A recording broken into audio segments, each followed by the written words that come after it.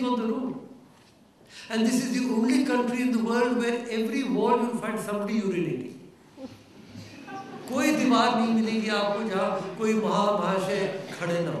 क्या बात, क्या वजह क्या है? और भी तो सारी दुनिया में घूमे हैं.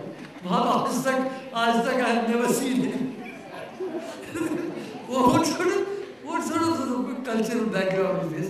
वो बने अच्छा एक और, there's a urinal there and the man will be performing 10 yards away from there.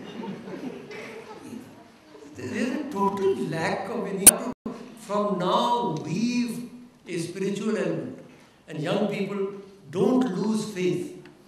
Despite all the corruption that you see around you, do not lose faith. Keep faith in yourselves, in the country, in the constitution, in the human nature, and keep faith in our great and deep cultural tradition. It is only if we keep that faith that we will be able to finish these unfinished revolutions. And I'll close with that immortal exhortation from the Kathopanishad. It exhorts us to awaken our eyes and walk across the razor-edged path towards our goal. Our goal is a new society, a new India, a new world, a new consciousness. And if we move across it, secure in our cultural traditions, we will reach there. Uttishtaka jagrata prapya varanya bodhata kshurasya dhara nishada durataya durgam pathastat kavayo.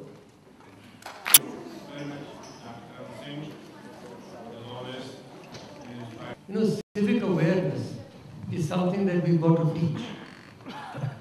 And all these matters, you're quite right, these are not matters which require any very great legislation or anything. The rules are already there. Citizen awareness, civic awareness has got to be taught. The students must be taught first of all to keep their own college and school premises clean.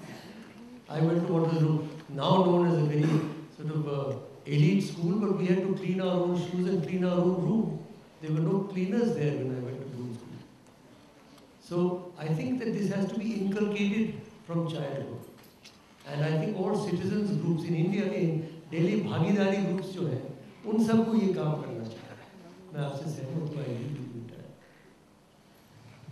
हूँ. Sir, my first observation is regarding Professor Ravi's talk. Sir, he said that that India is not yet to establish itself in the global scenario. But sir, my point is that if it doesn't become recover from LDC to DC, because in the government setup even now we are carrying the concept of LDC. It's not lower division class, but from less developed country to developed country. So when India emerges as a developed country, automatically the tag which is already attached to it, it will remove, sir. And my question to you, sir, Karan Singh. Sir, you said that for the political revolution, that there has to be a key in that voting machine, that none of the above. But sir, even if 90% people vote none of the above, the corrupt person who is getting 10% vote, he will certainly be the victory. Yes, but therefore they won't vote none of the above. They will realize that they have to choose. If they vote none of the above, then whoever wins, they will win. But at least the voter has a choice. He can express his displeasure with the system, his displeasure with the candidates by saying none of the above. It's a very interesting idea. If you think about it, you will find it can have a lot of impact upon. But nobody will want to be a candidate and have a majority of people. I think that the questions that have been raised is that. That's why Dr. Karan Singh, the last question that has been asked, we would like to see him talk more, the way he talks. As I told you, I was myself inspired by him 12 years, 13 years back when I first heard him in person to person.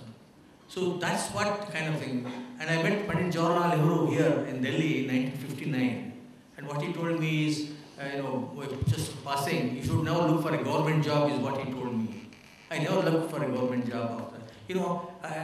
That's how I got inspired. So that is what the dynamics need to work in that manner is what. So today, what we are doing is, Vasanti, the director of CMS,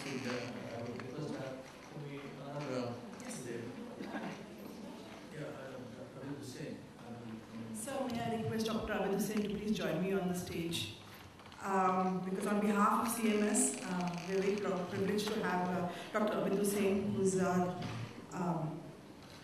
chair of our managing and advisory group, to be present here today. So, and I want to take this opportunity to thank, of course, both the speakers, but before that I have a small... In these turbulent times, to illuminate the path of ethics and restitute in our polity. We are proud of you. You are our Bharat Ratna, Dr. Karan Singh. Your national lecture this evening at this historic Teen Murti House stands out as a testimony to your vision of India's multifaceted role in the country, in the community of nations in the decades to come. Truly, you are a treasure of India.